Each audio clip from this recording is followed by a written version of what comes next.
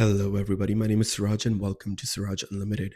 And today we'll be talking more ways to level up. We'll be discussing one of my favorite topics, which is called being able to focus and how this relates to level up. Being able to focus essentially means being able to contain your energy and then being able to use it in a way that enables you to move your life forward the way you desire and level up as well. So, with that being said, today I will be sharing with you 7 ways on how you can actually maintain your focus and expand your level of progress. Now, one of the first ways to being able to focus is taking care of yourself or taking care of your needs. And this can be by showing up well rested, well hydrated, well fed, making sure that your brain is at ease to be able to focus and step into the flow state itself. And if this is being done correctly, then you show up mentally prepared to be able to focus and get the job done. Now that you have taken care of yourself, the second step would be to curate a specific routine for yourself. And if you're a morning person or early riser, then you would create a routine around morning times. And if you're a night owl, then you would be able to create a routine around that time. Essentially, you're creating a routine where you feel your best at the given time. And setting specific routines allows your brain to feel more at ease so that way it can actually be focused and be able to pay attention for longer periods of time. Let's say if you already have a specific routine in place, the third way to be able to maintain your focus would be curate specific spaces for yourself. You see, for the longest period of time, I actually had my desk right next to my bed, and I found myself confused about why I was not able to focus until I realized my bed to me signifies a level of comfort.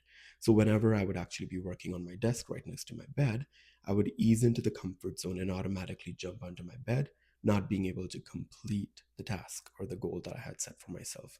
From the moment I moved around to outside my bedroom, then I was able to focus at a longer period of time.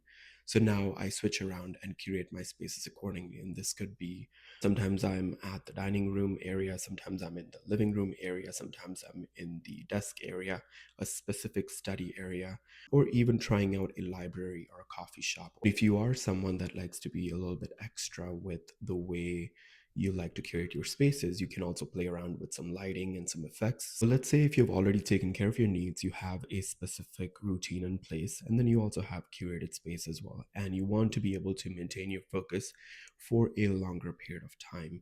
This is where you can actually group up with someone or collaborate with someone. And essentially, you won't be working together, but you would be working parallel to each other, being able to work at a specific location, maybe meeting up with a friend at a curated coffee shop or study place, which offers an ambience of collaborating together. Or if you're a university student, then being able to take on a study room. A prime example of this would be looking at the already existing community spaces around your environment. This could be a gym class, this could be a Pilates class. You would see that organized classes are happening at all times and people are all working towards their individual goals, but still in a group setting. Next step would be to being able to discern the return of investment. So, return of investment is an accounting term, and technically, what it means is that the amount of energy or the time or investment you're making, what's the return of that? For example, if my goal is to run a marathon, yet I'm focused on everything else around me, and this could be birds, this could be trees, this could be what other people are doing, and so forth.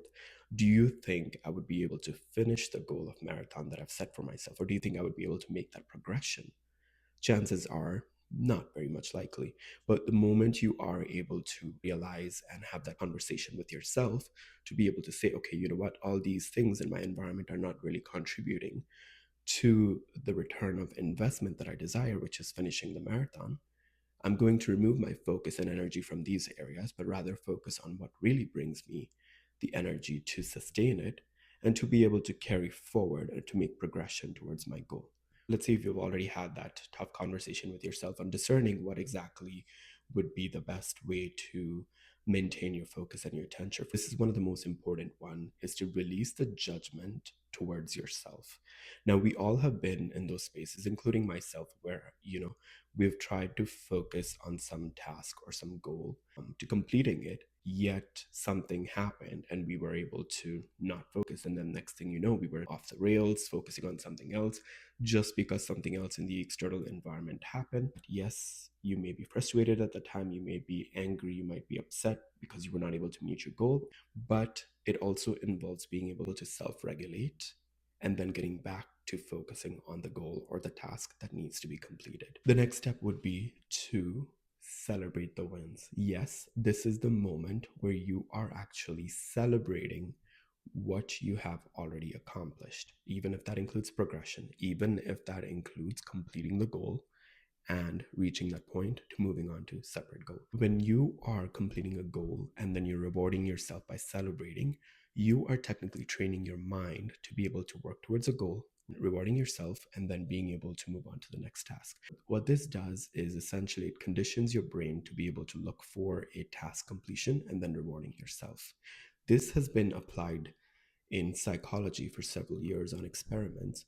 And here we're reapplying it again to be able to work with yourself in the most efficient way, but also being able to enjoy the milestones that you're achieving. Friends, this is exactly how you work on maintaining your focus, accomplishing the goal, and moving one step closer to leveling up yourself.